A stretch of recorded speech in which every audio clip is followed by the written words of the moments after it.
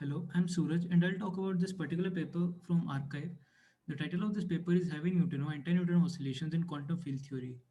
So let's start. This is a small overview of the talk. First, I'll talk about the neutrino oscillations, and secondly, I'll show you two processes and their Feynman diagrams and calculate the amplitudes, and finally, I'll calculate the probabilities for these two processes.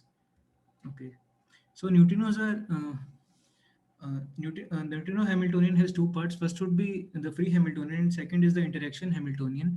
The interaction Hamiltonian has flavor eigenstates as is uh, flavors flavor state sets its eigenstates, and the free Hamiltonian has mass state sets its eigenstates, and their alpha is alpha and beta are the flavor indices, and I and j are mass indices. So you can imagine when neutrino is formed at the interaction vertex, it is formed in one of the flavor eigenstates, and when a neutrino is when this travels, it travels as mass eigenstates, different mass eigenstates uh, acquire different phases over different points, and we can convert from one basis to another by using these U matrices. These are PMNS matrices.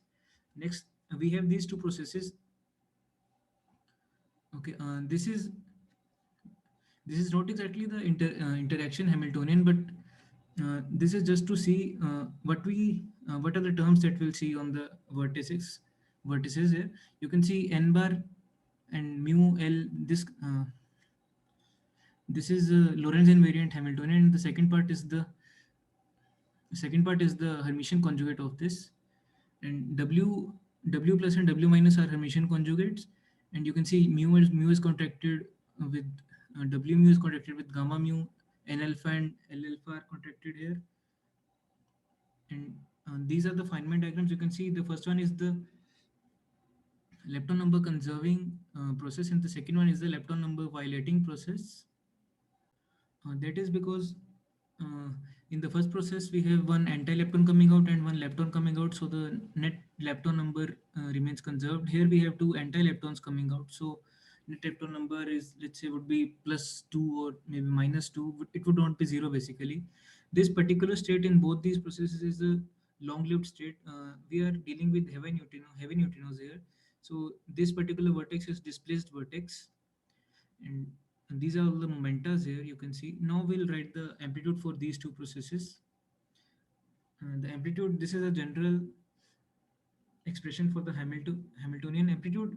We're gonna write the amplitude in mass mass eigenstates, and later we'll convert it to flavor eigenstates using these particular formulas. Here V and V star are components of the PMNS matrices. These are the two processes, two particular processes. Now in the next slide, you see we have written the formula for A.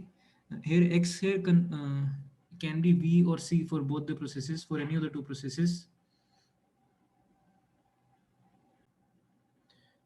Here we have integrated over the two vertices. You can see d4x and d4x prime. These are the two interaction vertices, and these square bracket integrals are the integrals over the wave packets. Basically, we have particles as wave packets centered at these capital letters momenta, capital Q, capital P1, capital P2, K1, and K2. You can see we have five wave packets. As in the Feynman diagram, we had five wave packets here. The first one is the incoming particle. The rest of the four are outgoing particles: L alpha plus L beta minus Q and Q bar. Q and Q bar are these jets from the W boson, and you can see the first one has a negative exponent, and the rest have the positive exponent. This is because the first one is incoming and the rest are outgoing particles. Then we have integrated over the neutrino momentum d4p, and these x1 and x0 are basically points at which the detection is happening. Detection is happening at x0 and x1, and the reaction is happening at x0, initial reaction. So what I'm saying is that this point would be x0 and this is x1. So we are trying to calculate the amplitude for only these particular points that we already have. These two position x1 and x0 would be known. X1 would be the point of the detector, and x0 would be some other point where this initial reaction is happening. Next, we have written this momentum space.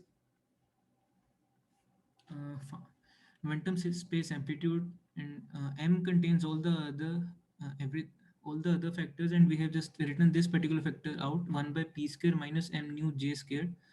And there would be another p slash plus m factor in the numerator, which is inside this m. Okay. Here I have expanded m. You can see here x here is just the phase space of the the outgoing particles P2, K2, and K1. You can see here P2, K1, and K2. These are the outgoing particles, and we later will integrate over this phase space.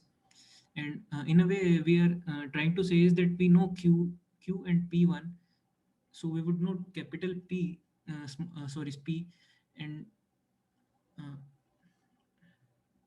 okay. So this we have here. You can see this is just the amplitude written U bar K V. These would be a trace, and here the is the factor p slash plus m that I was talking about, and epsilon mu here is the polarization vector for W boson. And similarly we have written this for V, and here capital gamma, we have capital gamma instead of small gamma here, because capital this is just this is because neutrinos are we only have either uh, we have uh, only left or right chiral neutrinos in nature, and I'll explain in the next slide what PCL is. So basically, we use Jacob-Sachs theorem to define a PCL for these particles. PCL, you can see this is the relativistic form for the momentum, and similarly, we can define ECL from here. And now, what we are going to do is we are going to try to find the probability to. We are going to expand these particular. We are going to expand these particular expressions around some particular p. We are going to expand this p around some particular momentum p0. We are going to expand these around a particular wave packet. Basically, we are trying to compute this integral. Basically, that's what we are doing. So this we have this capital T0 from this these values p0, capital L is the length x1 minus x0 that we want the particle to travel, and E0 we calculated before. And you can see we are integrating over this particular time interval which we expect we want the particle to detect during this time interval. This is the particular length over which we want to detect the particle, and x is just the phase space. So you can see uh, the probability is proportional to this particular integral a and a star. This is just the conjugate of this particular, and you see we have written a here in the flavor indices instead of the mass indices, so we have already uh, converted it here. Okay, next we define this p0, because I already told that we sort of knew this capital Q and capital P1, and so we expect what this p0 would be. So, and also we can similarly define m0 now. P0 is the we can assume that P0 is the center of the wave packet of the neutrino, right? So we're and then we try to link this PCL that we found from the Jacob-Sachs theorem with this P0, and this is the relation we have just substituted these expressions into uh, the relativity expression that I showed earlier. And you can see this is the probability expanded around. We have now integrated over the L squared and d omega. L was the length that we wanted the particle to travel, and you see that, and we have this d omega. This is the polar. This is the spherical coordinates, and p ln x. This is the previous probability that we have here. This is p ln x basically. And ng here in the next expression, ng is the ng we get after normalizing. M are the expressions that we already know, and v are the PMNS matrices written. Mi, these are the mass eigenstate. You can see mass eigenstate amplitudes, and these are the then the these are the factors to change it to the flavor eigenstates. And this particular exponent here, you can see that L oscillation. This L oscillation comes from the different mass eigenstates having different phase factors. So the so the total probability oscillates over some length, and this that length would be L oscillations, this L oscillation.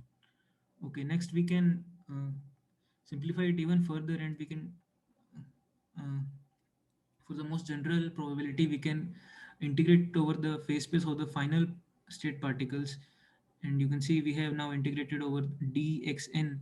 So this is the total probability that we have calculated. Okay, and thank you.